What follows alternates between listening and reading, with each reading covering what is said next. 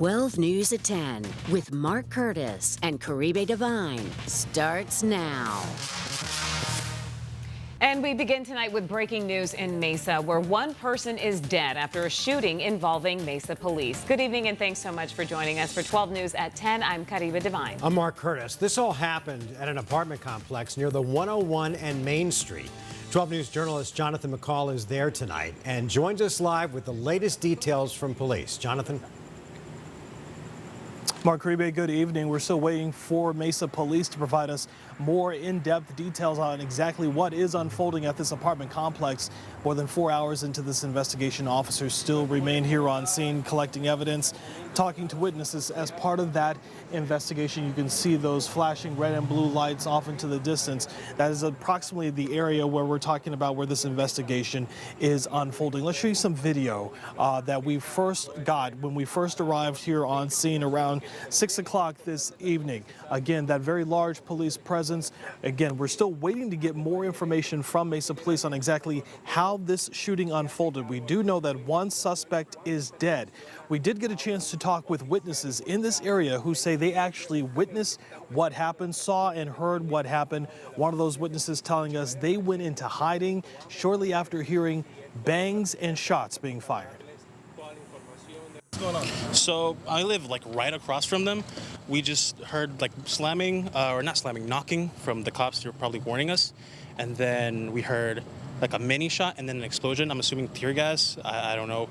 I was talking to one of the neighboring people. They were telling him that he's like, what did he say?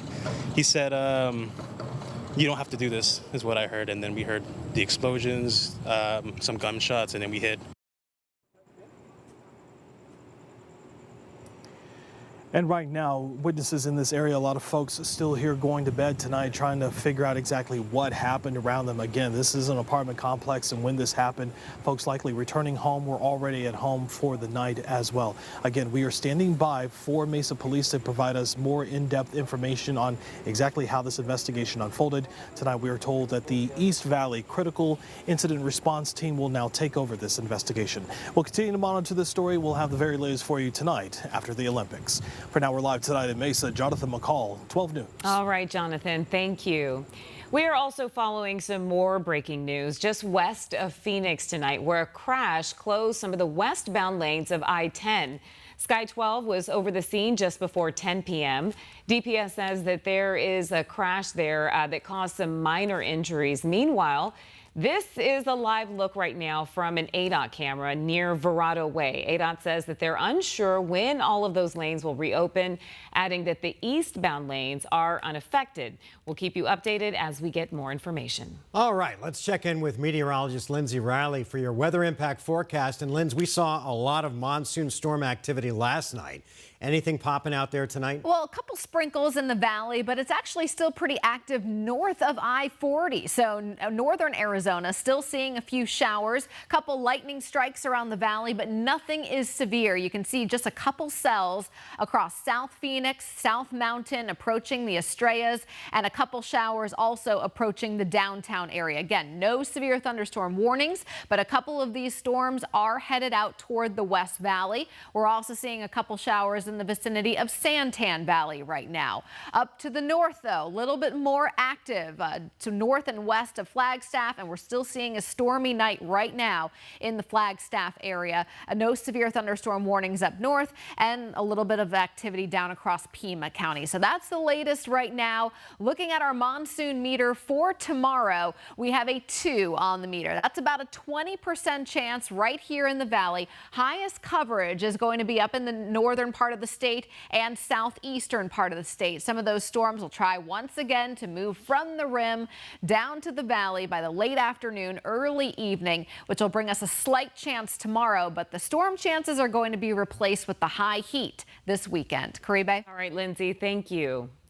Tonight, a Valley family is without a home after a water main broke right in front of their house and it flooded it while they were inside. Take a look at that video. Well, it was a break that they tried to warn the city about before the disaster happened. 12 News journalist Chase Golightly spoke with them this evening as they continue to clean up this horrible mess. Chase? Caribe, call it bad luck, call it being at the wrong place at the wrong time. All of those apply to this situation and what this family is currently dealing with. Definitely the worst case scenario. It wasn't a monsoon that flooded the Bateman's Levine home. All that water came from right here. Yes. On Friday night, Lindsay and her husband Andrew noticed some water leaking from the road right in front of their house. I called the city of Phoenix and I reported a water main leak. And they said they would come out on Monday, and I kind of was like, I don't think you should wait. She decided not to argue with them about it and went to bed. Then on Saturday at 4:30 in the morning, I just hear this roar, and I knew exactly what it was. they woke up to this. A water main break aimed directly at their house. We were just soaking wet, running around the house just trying to grab everything that we could. It wasn't just water that was hitting them. There was rock and broken glass and asphalt flying in. It broke their first story and second story windows, making it dangerous for them to enter those rooms to get their belongings. It was crazy. For the next hour and a half, it flooded both levels of the home until the city arrived and turned off the water, leaving behind all this damage in a now unlivable home. The ceilings upstairs, the ceilings downstairs, all the flooring, the walls, they're taking out the kitchen. There's no room in the house that wasn't impacted. I don't even know what all is lost. The city of Phoenix immediately came out and started the restoration process, but the Batemans said it will be months before everything is back to normal. It's incredibly stressful. Like, we both work full time, and this seems like a new full-time job that I have, trying to figure out everything. For now, they are staying with a loved one and are hoping for a rental soon. But what Lindsay really wishes is that she fought a little harder to get the city out and fix this issue before it turned into the mess they're in now. If I could go back and do it over again, I would have not accepted, we'll come out on Monday. Just kept calling until they came out and not waited till it destroyed my house. Boy, what a mess, Chase. What's the city doing to help?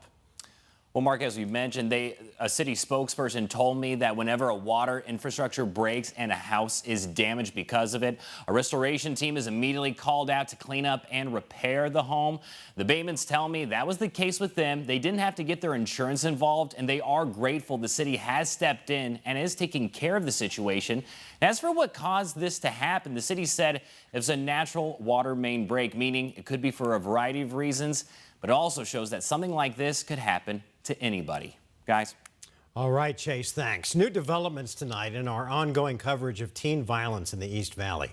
12 News has learned that Noah Pennington has been sentenced to 3 years in prison. The 19-year-old pled guilty to 3 separate incidents dating back to December of 2022. The Maricopa County Attorney's Office says he'll have to serve 2 years probation after he's released. Meanwhile, suspects in the Preston Lord murder case are set to be back in court tomorrow. 7 people are accused of murder and kidnapping in the death of Lord last October at a Halloween party in Queen Creek. They've all pled not guilty. 12 News will be in court tomorrow and will bring you the latest on any new developments. A Valley family is making a plea for justice after their loved one was murdered while driving down the freeway. It happened back in January, but no arrests have been made in the case. Authorities say that Keith Henyon was found in his truck on the side of State Route 202 at Alma School Road in Mesa. He'd been shot, but was able to pull over to safety before he died. Now, nearly 7 months later, his family is searching for answers. The only way that you can make it right is come forward, say I did this, I'm sorry, and go forward. That's all we want. We just want you to acknowledge what you did to us, what you did to my son. It won't bring him back, but it might bring some sort of comfort. If you have any information about this case, you're encouraged to call 480-WITNESS. Silent Witness is offering a $7,000 reward for information that leads to an arrest.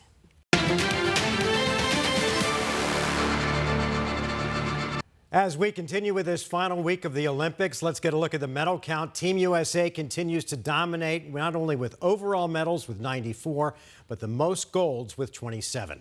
And as we look ahead to tomorrow, Tram Mai is getting us ready for another day of Olympic action. Let's take you out to Paris for a preview of the athletes that you'll want to keep your radar on tomorrow. Mark and Caribe, the Paris Olympics are winding down as we enter the final 4 days of competition. Freddie Crittenden from Phoenix looks for gold in the finals of the 110-meter hurdle. And can Durant and Booker lead Team USA into the basketball finals as they face Serbia and Nikola Jokic in their semifinal matchup? That'll do it for us today. Join me live tomorrow morning at 5:30 for Today in AZ. I'm Tram Mai reporting from Paris. Mark and Caribe, back to you. All right, Tram, thank you. See you soon.